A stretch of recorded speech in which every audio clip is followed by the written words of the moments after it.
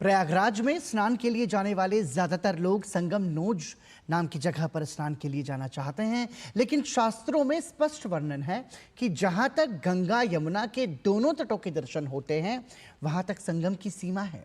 प्रयागराज के स्थानीय संतों ने श्रद्धालुओं से अपील की है कि संगम नोज प्रशासन द्वारा दिया गया शब्द है, जहां जाने की जो हट है, मतलब जो जहां जाने की जो जिद है, वो नहीं करना चाहिए। साथ ही अपील की जा रही है कि पवित्र त्रिवेणी को प्रदूषित होने से भी बचाने का पूरा प्रयास किया जाना चाहिए। जब भी स्नान की बात होती है, सारा का सारा भीड़ का जो रेला होता है वो संगम की नाक खोजने में लगा रहता है, जिसको संगम नोज कहते हैं। वहाँ कैसे भी पहुँच जाएं, ये बस केवल थोड़े सी जगह में कैसे डुबकी लगा लें, तो संगम या केवल उतना ही छोटा? नहीं भैया, बहुत सुंदर प्रश्न है। ये बहुत जरूरी है, लाखों लोग, करोड़ों लोग आ रहे हैं। जी भैया, ये संगम नोज तो प्रशासन ने कर दिया। हमारे धर्मशास्त्र में लिखा है, तावत वेणीम बिजानीयात यावत षटकूल दर्शनम।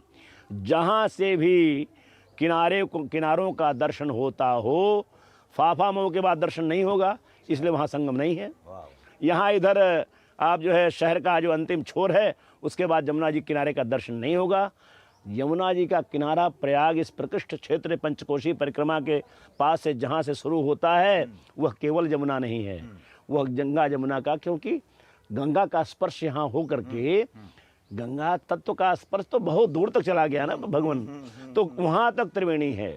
और यह सोमेश्वर से लेके, अगर बहुत कोई दुराग्रही है कि नहीं हमें संगम नोज में ही स्नान करना है, तो उसे भी मैं प्रार्थना करूंगा इसके माध्यम से वो धर्मशास्त्र का अध्ययन करे।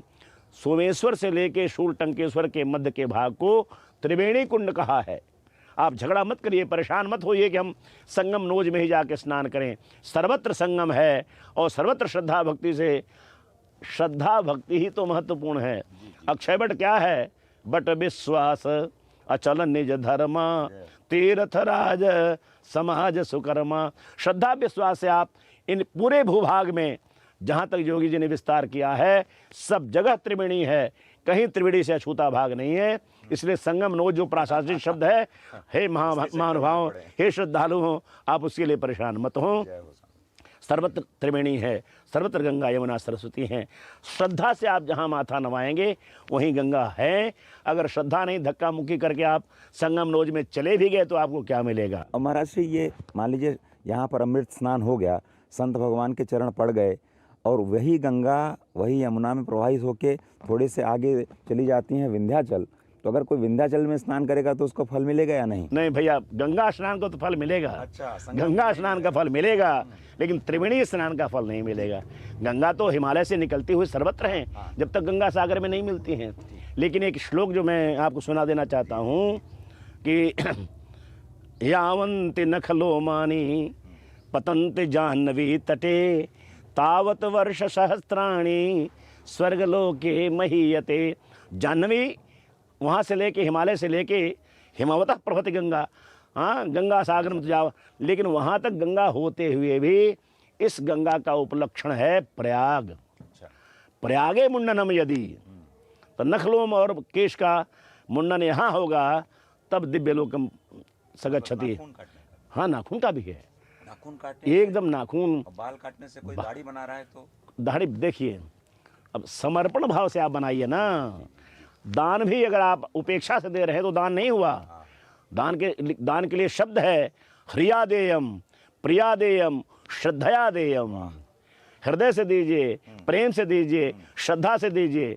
अब आप ब्राह्मण को ले रहे, ये कोई मतलब नहीं, दान नहीं हो तो भिक्षा से भी बदतर हो गया। तो तात्पर्य यह है कि हाँ, जो भी नखलोम आप तीर्थराज प्रयाग में अर्पित करेंगे, इस समय तो मैं इस श्लोक को कहने के बाद अपने को थोड़ा सा संयमित करना चाहता हूँ। इस समय गंगा मैया के प्रदूषण की अवस्था जो बढ़ी हुई है, इसमें तो इस श्लोक को वर्जित कर देना चाहिए। यहाँ नखलोम बाल भी नहीं बनने चाहिए, नहीं प्रभावित होने चाहिए, लेकिन भावनात्मक ढंग से उसको स्थूल नख बाल अर्पित करने के बजाय अपने इन नखों का तात्पर्य ले लीजिए कि काट के छोड़ने के बजाय इन 10 नखों से प्रणाम करिए मैया को, अपने सिर से प्रणाम करिए। तो ये नख लोम मैया को अर्पित अर्पित कर दीजिए। यहाँ क्षरण मत करिए, छोड़ कर मत कराइए, इससे गंगा जी हमारे और स्थान प्रदूषित होता है। लेकिन ये महत्व है, इतना महत्व है यहाँ।